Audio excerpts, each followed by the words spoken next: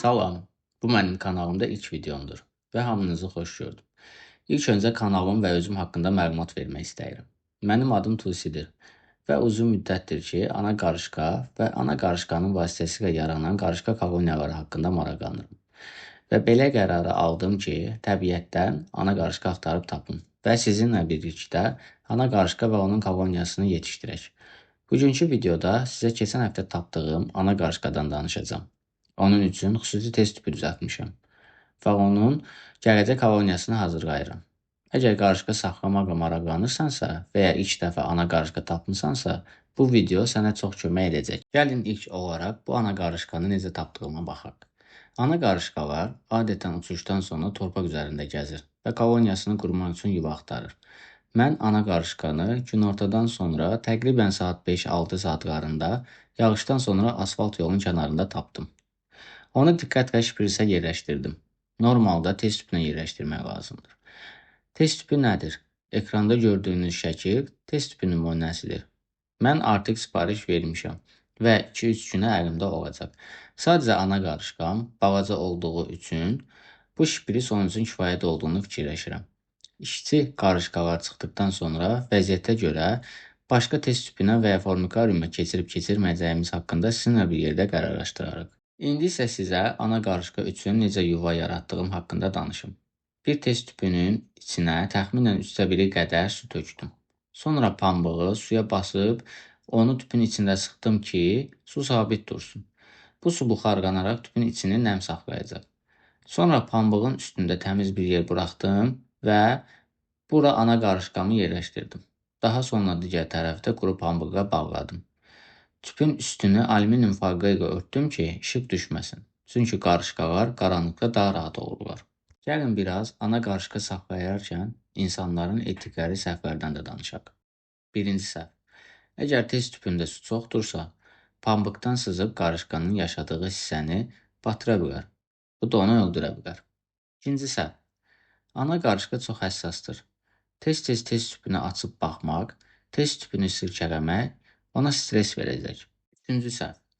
Qarışqalar təbiətdə torpağın altında yaşadıqları üçün daima işığa məruz qalmaq onlarda qorxu yaradır və ana qarışqa stresə düşə bilər. Dördüncü səhv. Əgər pambığı çox sıx bağlayırsınızsa, hava keçməyə bilər və qarışqa havasız qala bilər. Qarışqaya düzgün şərait yaratdıqdan sonra onu sakit yerə yerləşdirdim. Heç kimin toxunmadığı, titrəyiş olmayan, sərin və sabit temperaturda bir yerə qoydum. Üstünü örtüb tam qaranlıqda buraxdım. Ana qarışqalar bu şəraitə adaptasiya olurlar və təxminən 1-3 həftə ərzində ilk yumurtalarını qoyurlar. Əgər qarışqamız stres keçirməzsə və sağlıqlı olarsa, çox böyük ehtimalla yumurta qoyacaq. Amma səbirli olmaq vacibdir.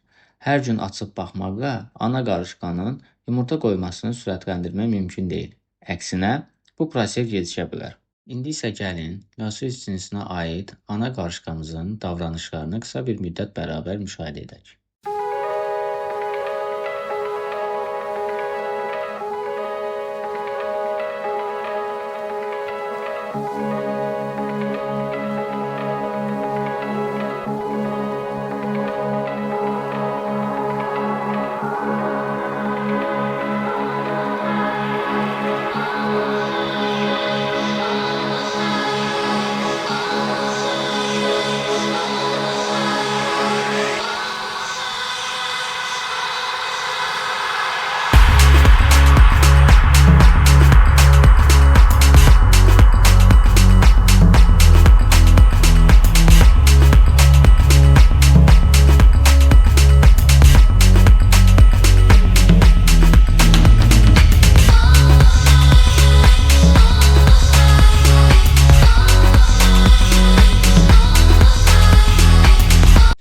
Gördüyünüz kimi o çox sakitdir.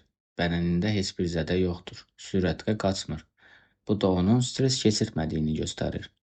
Hərdən pambığın yaxınlığına gedib yoxlayır. Amma əsasən hərəkətsiz dayanır və özünü təmizləməklə məşğul olur. Bu da onun rahat olduğunu göstərir. Əgər qarışqa narahat olsaydı, test tüpünün kənarlarında gəzərdi, panik davranardı. Bədən forması da sağlam görünür. Qarın hissəsi biraz doludur. Bu da onun enerji ehtiyatına sahib olduğunu göstərir. Antenaları daimi hərəkətdədir. Bu da ətraf mühiti yoxladığını göstərir. Hələ ki yumurta qoymayıb, amma bu tam normaldır. Ana qarışqalar yeni mühitə öyrəşəndən sonra yumurta qoyurlar. Bu adaptasiya dövrü bəzən bir neçə gün, bəzən bir neçə həftə çəkə bilər. Mənim müşahidəmə görə artıq davranışı stabilləşib və yaxın zamanda yumurta qoymağa başlaya bilər. Növbəti videolarımızda ana qarışqa və koloniyasının bütün mərhələlərini, yəni yumurta qoyma, larva, pupa, işçilərin çıxması, formikarium qurulmasını sizlərlə paylaşacağam. Əgər siz də bu prosesləri müşahidə etməyi və səbirlə nəticə görməyi sevirsinizsə, kanalıma abunə olub videoları bəyənməyi unutmayın. Yeni videolarda görüşənədək.